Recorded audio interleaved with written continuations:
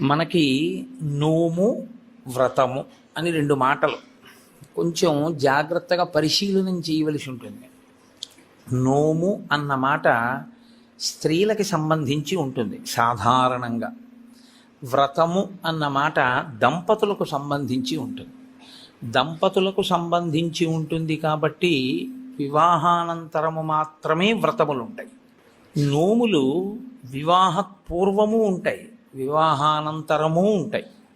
వివాహపూర్వము నోము చేసుకునే ముందు దాని ఫలసిద్ధికి చేయవలసినది ఏది అంటే ఆడపిల్ల తల్లిదండ్రులకు నమస్కరించి తండ్రి గారి అనుమతి తీసుకుని నోము చేయాలి.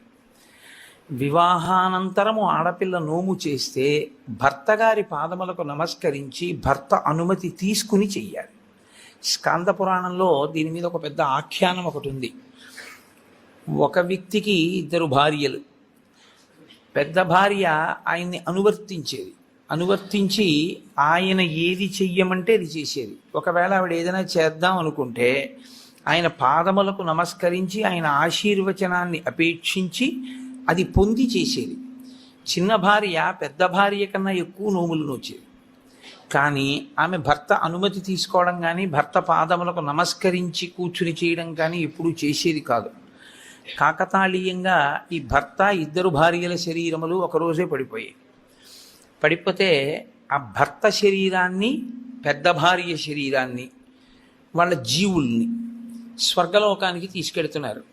చిన్న భార్య శరీరాన్ని నరకానికి తీసుకెళ్లారు. జీవుణ్ణి తీసుకెడితే ఆవిడ పరివేదన చెందింది. అదేవిడ పెద్ద ఆవిడ కన్నా నేను చాలా చేశాను, నన్ను నరకానికి తీసుకెడుతున్నారు ఏమిటంది. నువ్వు ఎన్ని చేసినా నోమునకు ఒక ప్రధాన నియమం ఒకటి ఉంది. భర్త అనుమతి లేకుండా భర్తకి నమస్కరించకుండా చెయ్యకూడదు. అలాగే అందుకే కొన్ని వ్రతకల్పములోకి వచ్చినా పక్కన భర్త కూర్చోకపోయినా ఆయన అనుమతితో ఆవిడ చేసింది కాబట్టి నోము వ్రతముగా మారిపోతుంది. వరలక్ష్మి వ్రతము అప్పుడు మరి భర్త పక్కన కూర్చోలేదుగా వరలక్ష్మి వ్రతం చేసేటప్పుడు. అంటే భర్త పాదములకు నమస్కరించి చేసినటువంటి కారణం చేత ఆ నోము వ్రతమే అయిపోతుంది. అది దాని స్వరూపము నోము, కానీ వ్రతంగా ఎప్పుడు మారుతుందంటే భర్త పాదములకు నమస్కరించి.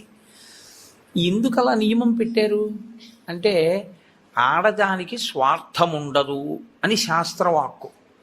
వివాహపూర్వము ఆమె ఏది చేసినా మంచి భర్త కొరకు, వివాహానంతరము ఆమె ఏమి చేసినా అత్తమామలు పుట్టింటి వారి యొక్క సౌఖ్యము కొరకు. మరి నీ సౌఖ్యము? నాకు వేరు సౌఖ్యం లేదు, వాళ్ళందరూ సుఖంగా ఉండడమే నా సుఖం అంటుంది. అందుకే ఆడదాని పేరు మీద నెలకి 3 వానలలో ఒక వాన. అంత గొప్పది పతివ్రతా ధర్మం. అనసూయమ్మ యొక్క గొప్పతనం అంతా పాతివ్రత్యమే. అటువంటి నోములు కొన్ని, వ్రతములు కొన్ని. వ్రతములు అనేకమైనటువంటి వ్రతములు. మీరు ఆ సిద్ధి విఘ్నేశ్వర వ్రతం దగ్గర నుంచి వరలక్ష్మీ వ్రతం, ఋషి పంచమీ వ్రతం, పౌష్య వ్రతం, ఎన్ని వ్రతాలు ఉంటాయో. ఇన్ని వ్రతాలు చేసేది దీని కొరకు అంటే 1 కామ్యసిద్ధి, 2 చిత్తశుద్ధి. ఏ కోరిక లేకపోతే చిత్తశుద్ధి కొరకు చేసినట్టు, ఏదైనా కోరికతో చేస్తే కామ్యంతో చేసినట్టు. రెండిటినీ అనుగ్రహించగలిగి ఉంటాయి. ఇలా రెండిటిని అనుగ్రహించగలిగినటువంటి వ్రతములు మీరు ఏ కోరిక కోరుకోకపోయినా తప్పకుండా ఇది మాత్రం మీరు చెయ్యండి. చెయ్యడం చేత మీరు ప్రత్యేకంగా కోరకపోయినా మీ మనసులో ఏది ఉంటుందో అది తీరుతుంది అని చెప్తాయి శాస్త్రాలు. నేను మీకు ఒక ఉదాహరణ చెప్పాలంటే వరలక్ష్మీ వ్రతాన్ని ప్రత్యేకమైన కోరికతో ఎవరు చెయ్యరు.